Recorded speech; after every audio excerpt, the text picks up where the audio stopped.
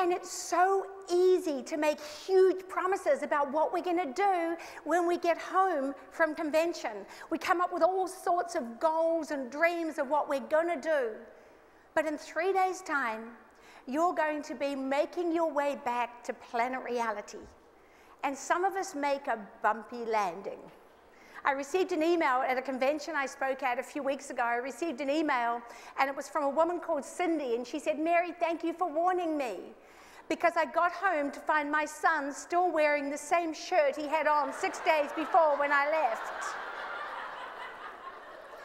So how do we translate all this excitement and determination and energy into reality when we get back to what we like to know as life? Well, the first thing we have to do is that we have to set a goal so powerful that no matter what happens, we will keep working towards it. And let's not confuse a dream and a goal and a strategy. A dream is that lake house on the Upper Peninsula. Maybe that dream is a Lamborghini. Maybe that dream is a trust that you're going to be setting up for underprivileged children. But if you can't achieve them this year, think of them as big dreams sometime in the future. And don't confuse goals with strategies. A strategy is that I am going to change lives. I am going to find hundreds of people who want to become healthy again. I'm going to find 20 people and sign them up as health coaches, and I'm going to turn 5 of them into business coaches. That's a fantastic drive to have, but it's a strategy. A goal has to be personal. A goal has to be about you, something that will change your life so that no matter what happens to you along the way, you will keep moving towards it. How many of you are golfers? Man, I guess there are plenty of golfers in this room. If you are a golfer, and I look out every morning on this beautiful golf course where we are, setting a goal that is more than a year apart is a little bit like teeing off on the 2nd and hoping to get a hole-in-one on the 7th. Your goal has to be something you will achieve right now. How do you define a goal then? You define a goal by how it makes you feel when you think about it.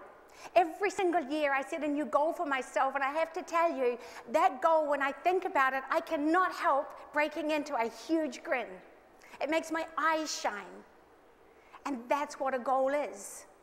Maybe some of you are doing this because your goal is more serious. Maybe you're carrying debt.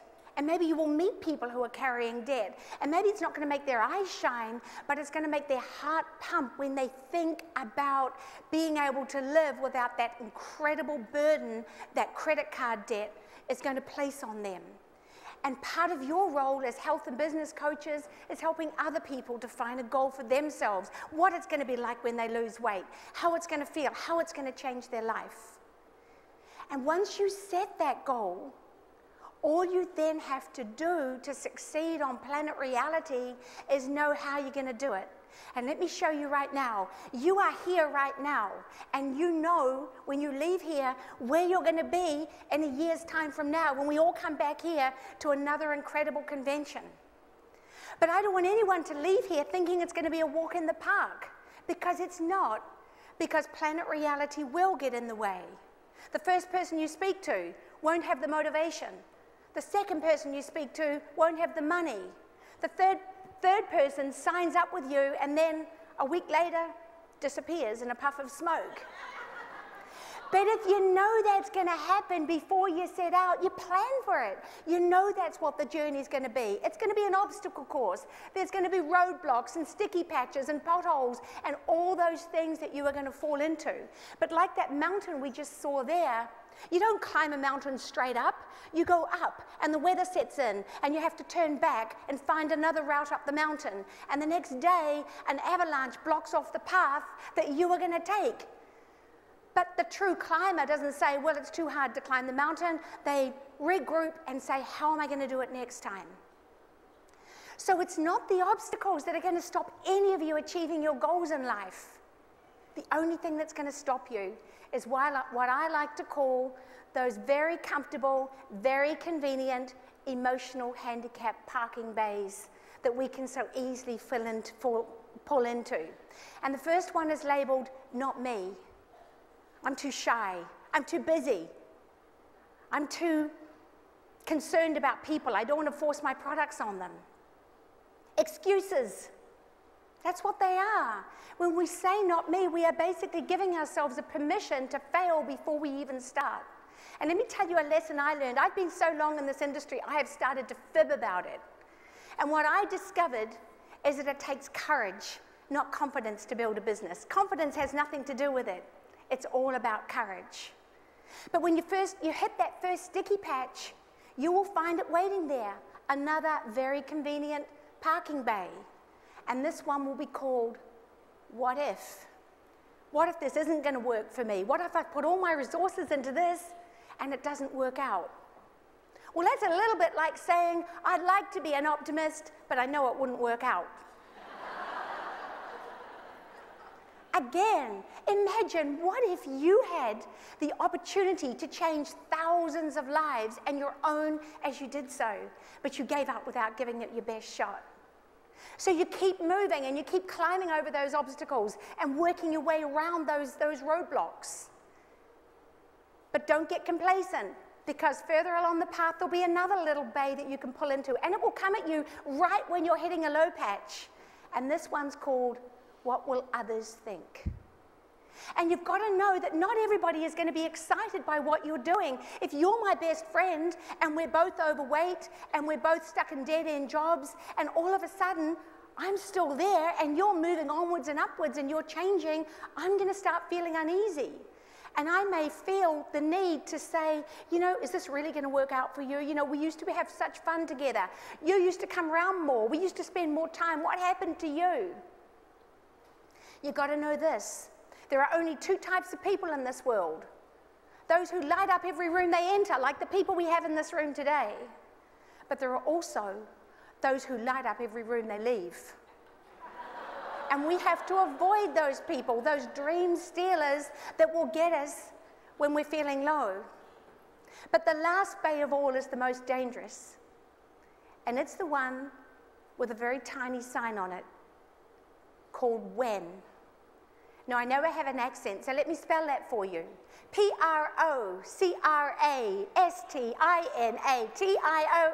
Procrastination. I am going to do amazing things with this business when I lose the weight myself. I'm going to do amazing things with this business when I convert my garage, my basement, into an office where I really have somewhere to work. I'm going to do amazing things when. We play it all the time in our lives. But let me tell you, this is not a dress rehearsal in life. We have one chance, and we have to make the best of it. So I hope that when you leave here and fly back to Planet Reality, that every single person in this room will know it's not going to be easy, but it is going to be incredible fun, and that you will keep moving whatever happens, and you will avoid those emotional handicap parking bays. I also want to tell you that I'm going to be out there. If any of you have questions or comments, just want to come and meet me and talk about it, because I have an incredible passion for this business. So hopefully I will see you this afternoon, but if I may, I will leave you with some words. Our deepest fear is not that we are inadequate. Our deepest fear is that we are powerful beyond measure. It's our light, not our darkness, that frightens us.